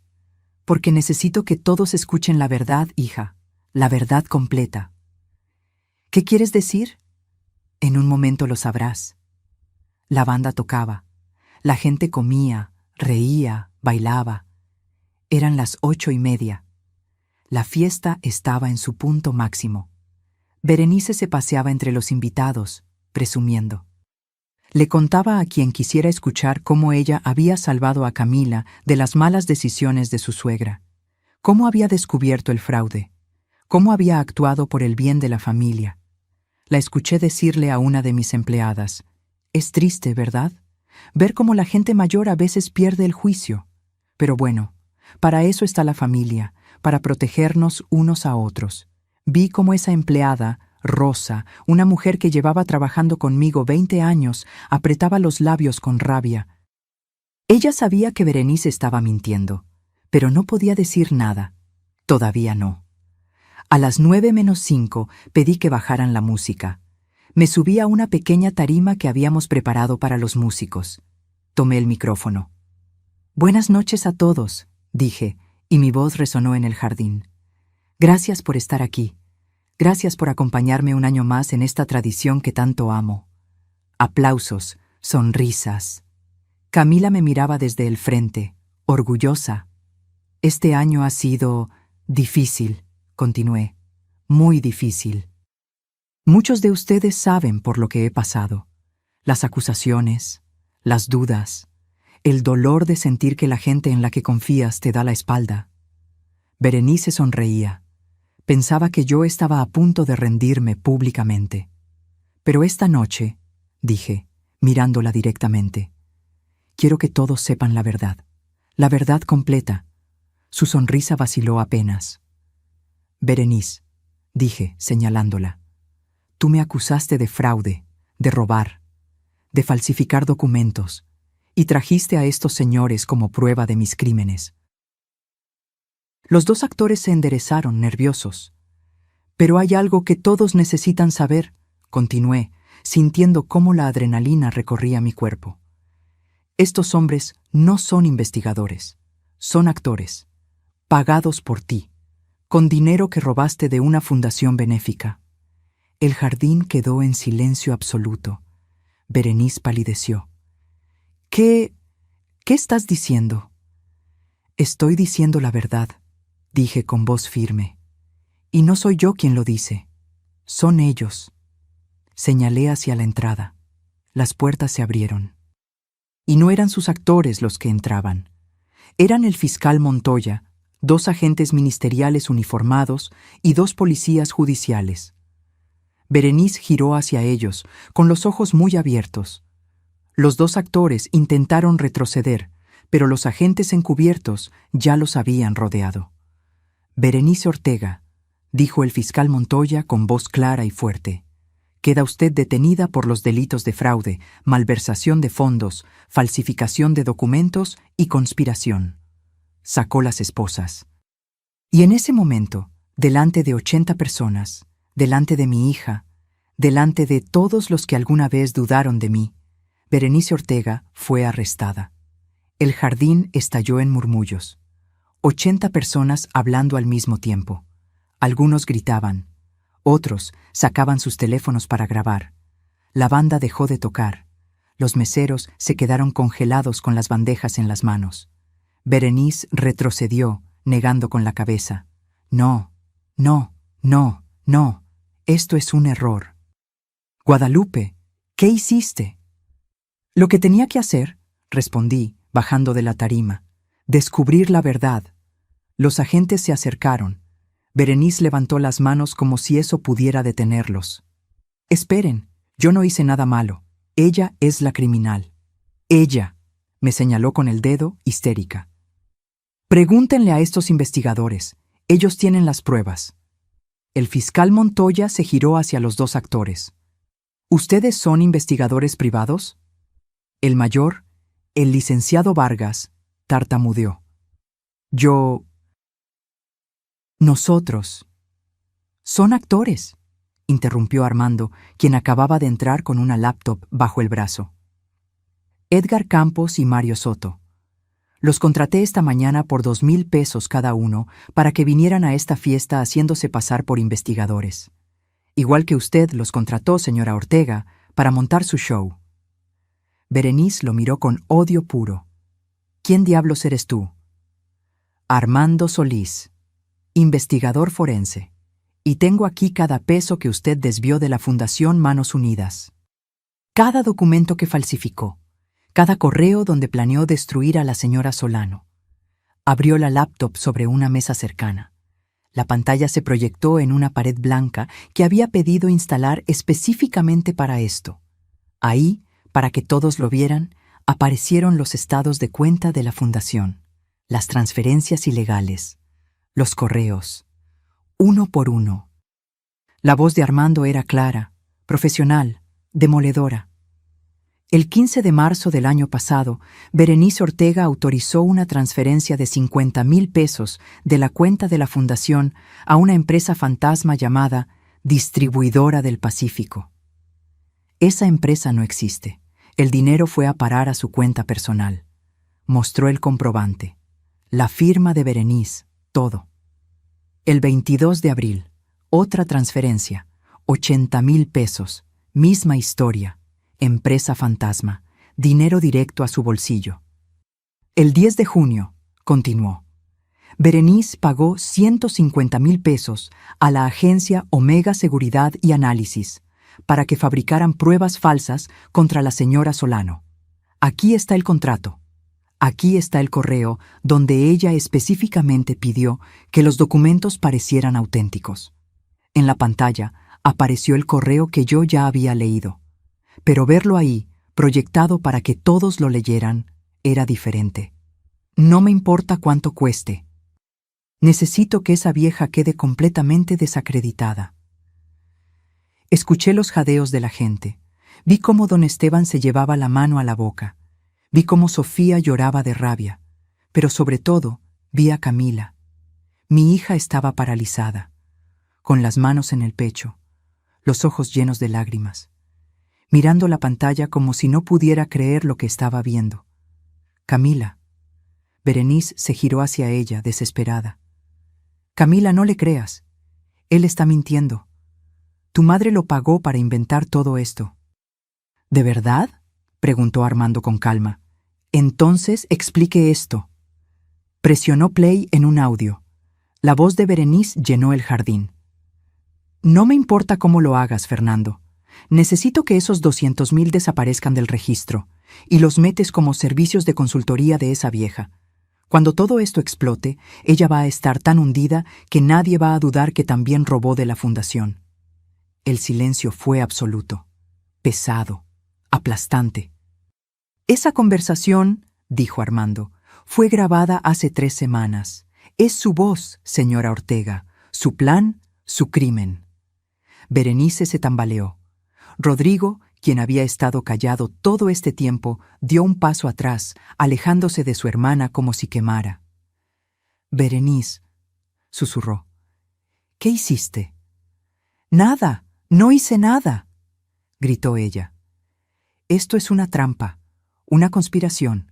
Guadalupe tiene dinero, tiene poder, compró a todos estos... Nadie compró nada, interrumpió el fiscal Montoya con voz dura. Señora Ortega, tengo aquí una orden de aprehensión emitida por el Juzgado Tercero de Distrito. Los cargos son malversación de fondos por un monto de 740,000 pesos, falsificación de documentos oficiales en 3 casos diferentes, conspiración para cometer fraude y uso indebido de identidad. ¿Entiende sus derechos? No me van a arrestar. Berenice intentó correr hacia la salida. Los 2 agentes la detuvieron en 3 pasos, la sostuvieron por los brazos. Ella luchó, gritó, pataleó. Suéltenme. No tienen derecho. Tenemos todo el derecho, dijo Montoya colocándole las esposas. Y tenemos toda la evidencia. Señora Ortega, tiene derecho a permanecer en silencio. Tiene derecho a un abogado. Cualquier cosa que diga puede y será usada en su contra. Berenice me miró, y en sus ojos vi algo que jamás había visto antes. Miedo. Miedo real, profundo, devastador. Guadalupe, jadeó.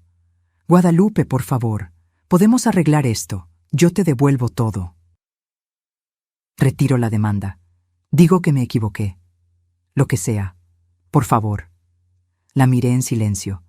Durante meses me había humillado. Había destruido mi relación con mi hija. Había tratado de robarme todo por lo que había trabajado. Me había hecho llorar hasta quedarme sin lágrimas. Y ahora suplicaba. No, dije simplemente. Ahora enfrentarás las consecuencias de lo que hiciste. Los agentes la llevaron hacia la salida. Berenice seguía gritando, maldiciendo, prometiendo venganza. Pero con cada paso, su voz se hacía más pequeña, más débil. Cuando la metieron en la patrulla, el jardín seguía en silencio. Entonces escuché un sollozo. Camila, mi hija estaba de rodillas en el pasto, llorando, con las manos en la cara. Rodrigo intentó tocarla, pero ella se apartó. Me acerqué lentamente. Me arrodillé a su lado, ignorando el dolor en mis rodillas de 67 años. «Hija, mamá», gimió. «Mamá, lo siento tanto». «Shh», la abracé apretándola contra mi pecho. Ya pasó, te acusé. Dudé de ti. Dejé que esa mujer me llenara la cabeza de mentiras. Y tú nunca hiciste nada malo. Nunca. No llores, Camila.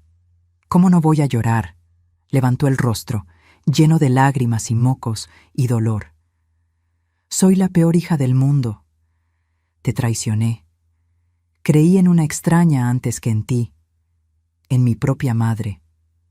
No eres la peor hija, dije, limpiándole las lágrimas con mis pulgares.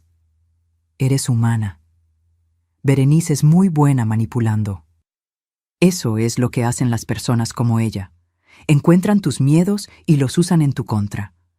Pero yo debí saber. No podías saber. Ella falsificó documentos, contrató profesionales, creó una mentira perfecta. Nadie te culpa por creerla. Yo me culpo, sollozó. Me culparé por el resto de mi vida. La abracé más fuerte. Lloré con ella. Ahí, en medio de 80 personas, dejé que las lágrimas corrieran. Lágrimas de dolor, sí, pero también de alivio, de liberación. Rodrigo se acercó. Se arrodilló junto a nosotras. «Señora Guadalupe», dijo con voz rota, «no tengo palabras. Mi hermana. Yo no sabía. Le juro por Dios que no sabía lo que estaba haciendo». «Lo sé», dije. «Armando lo investigó. No encontró evidencia de que tú estuvieras involucrado. Pero firmé documentos. Ella usó mi nombre. Yo... Dios mío, soy un idiota. ¿Cómo no me di cuenta? Porque confiaste en tu hermana, igual que Camila confió en ella». «¿Me va a arrestar también?», preguntó, y había genuino terror en sus ojos. «El fiscal dice que probablemente tengas que declarar. Tal vez enfrentes cargos menores por negligencia. Pero no eres un criminal, Rodrigo. Solo fuiste manipulado». Se llevó las manos a la cara y lloró. Un hombre adulto, llorando como niño. El fiscal Montoya se acercó a nosotros. «Señora Solano, necesito que venga a la fiscalía mañana a las 9 de la mañana, para declaración formal». «Y usted también, joven», miró a Rodrigo. «Necesitamos su testimonio». «Ahí estaremos», dije. Montoya asintió y se fue. Los otros invitados empezaron a acercarse, uno por uno, abrazándome, pidiéndome perdón los que dudaron, felicitándome los que siempre creyeron. Don Esteban me abrazó con fuerza. «Sabía que usted iba a ganar, Guadalupe. Siempre lo supe». Sofía también me abrazó, llorando. «Señora, es usted la mujer más valiente que conozco». Rosa, mi empleada de 20 años, me tomó las manos. Nosotras nunca dudamos, ni un segundo. La fiesta no continuó. ¿Cómo podía? Después de lo que acababa de pasar, nadie tenía ánimos de bailar. La gente empezó a irse poco a poco, cada uno procesando lo que había presenciado. Para las 11 de la noche, solo quedábamos Camila, Rodrigo y yo. Nos sentamos en la mesa del jardín, en silencio, escuchando los grillos, mirando las luces que aún colgaban de los árboles. «¿Qué va a pasar ahora?», preguntó Camila con voz pequeña. «Berenice irá a juicio», expliqué. «Según Montoya, con toda la evidencia que tenemos, probablemente acepte un acuerdo. 8 a 10 años de prisión. Restitución de todo el dinero que robó». «10 años», repitió Camila. «Dios mío». «Se lo buscó», dijo Rodrigo con amargura. «No puedo creer que sea mi hermana. La persona que conocí, o que creí conocer, nunca habría hecho algo así. La codicia cambia a las personas», dije. «Las vuelve monstruos». Camila me tomó la mano. «Mamá, ¿puedes perdonarme? Sé que no tengo derecho a pedirlo. Sé que te lastimé horrible. Pero... ¿hay alguna forma de que recuperemos lo que teníamos?» La miré a los ojos. Mi niña, mi única hija, la razón por la que había peleado tanto. Ya te perdoné, Camila. Te perdoné desde el primer momento en que dudaste de mí. ¿De verdad? De verdad, porque eres mi hija. Y el amor de una madre no se rompe, se dobla, se estira, duele. Pero no se rompe. Lloró de nuevo. Pero esta vez fueron lágrimas diferentes, lágrimas de gratitud, de alivio. Te amo, mamá. Y yo a ti, mi amor, siempre. Nos quedamos ahí hasta pasada la medianoche, hablando, llorando, sanando. No sería fácil, las heridas eran profundas. La confianza tardaría en regresar completamente. Pero estábamos juntas, y eso era lo que importaba. Cuando finalmente se fueron, me quedé sola en mi jardín. Las luces brillaban suavemente. Los restos de la fiesta seguían ahí, platos vacíos, copas abandonadas, servilletas en el suelo. Me senté en mi silla favorita, cerré los ojos, y por primera vez en meses respiré profundo. Libertad, paz, justicia. Antonio estaría orgulloso. Lo hice, amor, susurré al viento. Gané. Y en algún lugar del cielo, estaba segura, mi esposo sonreía. 2 meses después, el mundo se veía diferente. No porque el sol brillara más fuerte o porque las calles fueran distintas, sino porque yo era diferente. Más ligera. Como si hubiera estado cargando un peso invisible durante tanto tiempo que ya ni lo sentía, hasta que finalmente lo solté. El juicio de Berenice fue rápido. Su abogado, un tipo nervioso que sudaba cada vez que Armando presentaba una nueva evidencia, le aconsejó que aceptara un acuerdo. 8 años y medio de prisión. Restitución completa de los 740,000 pesos a la Fundación Manos Unidas. Y una disculpa pública. La disculpa nunca llegó. En la audiencia final, cuando el juez le preguntó si tenía algo que decir, Berenice solo me miró con odio frío y murmuró: «Esto no se acaba aquí», pero sí se acababa. Las puertas de la prisión se cerraron detrás de ella el 12 de febrero, y yo dormí toda la noche sin pesadillas por primera vez en meses. Rodrigo y Camila se divorciaron. No fue una decisión fácil, pero era necesaria. Mi yerno no era un mal hombre, pero la sombra de su hermana era demasiado grande. Cada vez que Camila lo miraba, veía los ojos de Berenice. Cada conversación estaba contaminada por lo que había pasado. Firmaron los papeles una tarde de marzo. Yo acompañé a mi hija al juzgado. Cuando salimos, ella lloró en mi hombro. «Siento que fallé, mamá. Otro matrimonio que no funciona en la familia». «No fallaste», le dije, acariciando su cabello. «Sobreviviste. Y eso es mucho más importante». ¿Tú crees que algún día voy a poder volver a confiar en alguien? Sí. Porque aprendiste algo que muchas personas nunca aprenden, que la gente te muestra quién es realmente, y cuando te lo muestran, tienes que creerles. Camila se mudó de regreso a casa conmigo durante 3 meses. No porque lo necesitara económicamente, sino porque necesitaba sanar. Necesitaba volver a ser hija antes de volver a ser adulta independiente. Esas semanas fueron las más dulces que había tenido en años. Desayunábamos juntas cada mañana. Café con pan dulce. Ella me contaba de su trabajo, yo le contaba de la fábrica. Por las noches veíamos películas viejas en la sala, acurrucadas bajo la misma cobija como cuando ella era niña. Una noche, mientras veíamos una comedia romántica que nos hacía reír, Camila pausó la película. «Mamá, hay algo que necesito preguntarte».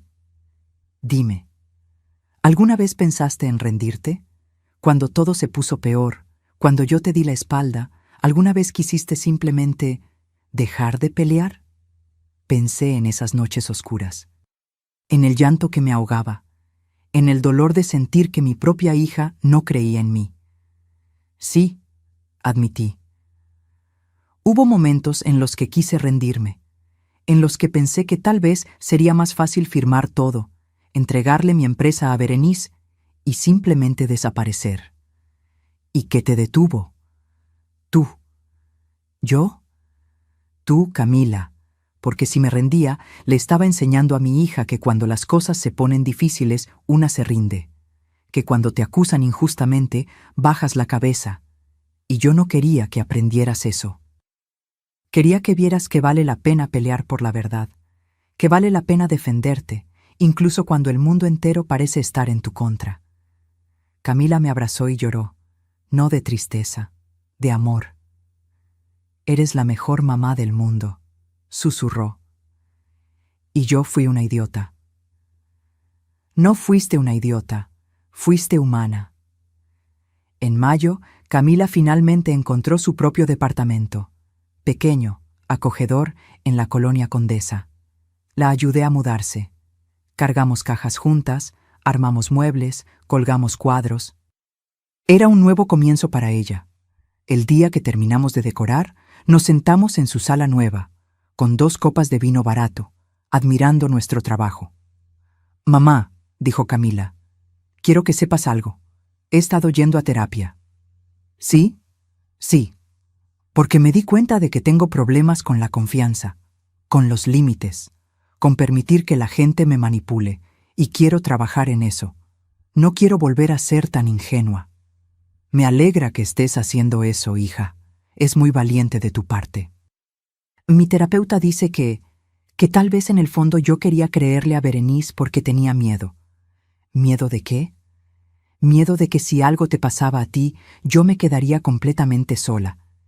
Y cuando Berenice me convenció de que tú estabas haciendo cosas malas, fue como si ya estuviera preparándome para perderte. ¿Tiene sentido? Asentí lentamente. Todo el sentido del mundo. Pero la verdad es que nunca estuve sola. Tú siempre estuviste ahí. Incluso cuando yo no te creía, tú seguías siendo mi mamá. Seguías peleando por mí. Siempre voy a pelear por ti, Camila. Hasta mi último aliento. Nos abrazamos. Y en ese abrazo sellamos algo. Un pacto. Una promesa de que lo que había pasado nos había roto. Sí, pero también nos había hecho más fuertes. La empresa también cambió. Textiles Guadalajara creció ese año más que nunca. La historia se había hecho viral. Los medios cubrieron el caso. Empresaria de 67 años desmantela complot para robarle su empresa. Abuela guerrera derrota a cuñada fraudulenta en épica batalla legal. No me gustaba la atención, pero trajo clientes. Muchos clientes. Gente que quería trabajar con alguien que había demostrado integridad bajo fuego. Para junio, tuve que contratar 15 empleados más. Abrimos una segunda planta en Toluca. Los números eran mejores que nunca. Una tarde, don Esteban entró a mi oficina con una propuesta. «Guadalupe, he estado pensando. Deberías considerar sucesión». «¿Sucesión?» «Don Esteban, no planeo morirme pronto». «No es eso», rió. «Pero tienes 67 años. Algún día vas a querer retirarte. Y cuando ese día llegue, la empresa necesita estar preparada». «¿Qué propones?» «Que le des a Camila el 30% de la empresa, que la traigas como vicepresidenta, que empiece a aprender el negocio desde adentro. Tiene cerebro para los números, y después de todo lo que pasó, creo que ella aprecia el valor del trabajo honesto». Pensé en eso durante una semana. Luego llamé a Camila a mi oficina. «Hija, quiero ofrecerte algo». Le expliqué la propuesta. 30% de Textiles Guadalajara, un puesto como vicepresidenta, aprender el negocio, eventualmente tomar control cuando yo me retirara. Camila me miró con los ojos muy abiertos. «Mamá, después de todo lo que pasó, ¿confías en mí para esto?» «Confío en ti precisamente por todo lo que pasó», dije. «Aprendiste una lección que el dinero no puede comprar. Aprendiste a cuestionar, a verificar, a no confiar ciegamente. Eso te hace perfecta para este trabajo». Pero yo no sé nada de textiles. Yo tampoco sabía cuando empecé. Se aprende, y yo voy a estar aquí para enseñarte. Camila aceptó. Empezó a trabajar conmigo en julio. Al principio fue difícil, cometió errores. Pero aprendió rápido. Tenía el mismo fuego que yo tenía a su edad, la misma determinación. Para octubre ya manejaba toda la parte administrativa. Para diciembre había renegociado 3 contratos importantes, ahorrándole a la empresa casi 200,000 pesos. La noche del 30 de diciembre, un año después de aquella fiesta memorable, organicé otra celebración. Más pequeña esta vez, solo 50 invitados. Gente cercana, gente que realmente importaba. Camila llegó temprano para ayudarme a preparar. Colgamos las luces juntas, cocinamos juntas, reímos juntas. A las 8 de la noche, con todos reunidos, tomé el micrófono. Hace un año, dije, en este mismo lugar, viví la noche más difícil y más liberadora de mi vida. Muchos de ustedes estuvieron ahí. Lo vieron todo. Hubo murmullos de asentimiento, sonrisas de complicidad. Esa noche aprendí algo importante. Aprendí que la verdad siempre sale a la luz. Que la justicia, aunque lenta, eventualmente llega. Y que la familia verdadera no es la que comparte tu sangre, sino la que está a tu lado cuando todo se derrumba. Miré a Camila. Ella tenía lágrimas en los ojos. Este año no fue fácil. Hubo dolor, hubo pérdidas, pero también hubo crecimiento, hubo perdón, hubo amor. Y por eso, esta noche quiero brindar. No por venganza, no por victoria, sino por segundas oportunidades. Levanté mi copa. Por aprender de los errores. Por levantarnos después de caer. Por saber cuándo pelear y cuándo perdonar. Y por la gente que nunca nos abandona, incluso cuando nosotros nos abandonamos a nosotros mismos. ¡Salud!, gritaron todos al unísono. Brindamos. La música comenzó. La gente bailó. Y yo me senté en mi silla del jardín, mirando a mi hija bailar con Sofía y Rosa, riendo como no la había visto reír en años. Don Esteban se sentó a mi lado. Lo hizo bien, Guadalupe. Antonio estaría orgulloso. Gracias, Esteban. ¿Alguna vez piensa en Berenice? A veces, admití. Me pregunto si allá adentro, en esa celda, habrá reflexionado sobre lo que hizo, si habrá entendido que la codicia no lleva a ningún lado. ¿Y usted? ¿La perdonó? Pensé en esa pregunta. Larga y profundamente. No sé si la perdoné, dije finalmente, pero la solté. Ya no vive en mi cabeza rent-free, como dicen los jóvenes. Ya no le dedico mi energía. Y creo que eso es lo más cercano al perdón que voy a llegar. Esteban asintió sabiamente. Es suficiente. A medianoche, cuando las campanadas sonaron, abracé a Camila. Feliz año nuevo, mamá, dijo. Feliz año nuevo, mi amor. ¿Sabes qué es lo mejor de este año? ¿Qué?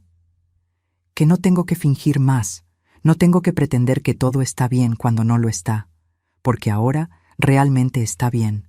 Somos nosotras, juntas, como debe ser, como siempre debió ser.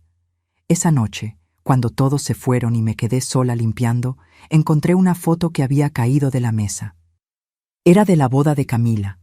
Ahí estaba Berenice, sonriendo a la cámara con ese vestido rojo. La miré por un largo momento. Luego la rompí por la mitad y la tiré a la basura. Algunos capítulos de la vida simplemente tienen que terminar. Me fui a dormir esa noche con el corazón ligero, con las ventanas abiertas para que entrara el aire fresco de enero, con la certeza de que había hecho lo correcto. Y mientras me quedaba dormida, pensé en todas las mujeres que están pasando por lo que yo pasé. Las que están siendo acusadas injustamente. Las que están siendo manipuladas por familiares envenenados por la codicia. Las que se sienten solas, derrotadas, sin salida. Y quería decirles algo. No se rindan. Peleen. Busquen la verdad. Y sepan que al final, cuando el polvo se asiente y las mentiras se desmoronen, lo único que queda de pie es quien realmente eres. Yo soy Guadalupe Ramírez de Solano. Tengo 68 años. Construí un imperio con mis manos. Enterré a mi esposo y seguí adelante. Crié a una hija sola. Enfrenté la traición y salí victoriosa. Y si yo pude hacerlo, ustedes también pueden. porque la verdadera riqueza no está en lo que posees, está en lo que no permites que te quiten, tu dignidad, tu verdad, tu fuerza. Eso nadie te lo puede robar, a menos que tú se lo permitas, y yo nunca lo permitiré. Fin. Si esta historia tocó tu corazón, si te hizo sentir algo, déjame un comentario contándome desde dónde nos estás viendo. ¿Qué parte de esta historia te llegó más profundo? ¿Has vivido algo similar? Tu historia importa, y me encantaría leerla. Dale like si crees que Guadalupe hizo lo correcto. Y suscríbete al canal para más historias de vida real que te hacen sentir, que te hacen pensar, que te recuerdan que nunca es tarde para defenderte. Porque aquí compartimos más que historias, compartimos lecciones, compartimos fuerza, compartimos esperanza. Nos vemos en la próxima historia. Cuídate mucho. Y recuerda, tu verdad vale la pena defenderla.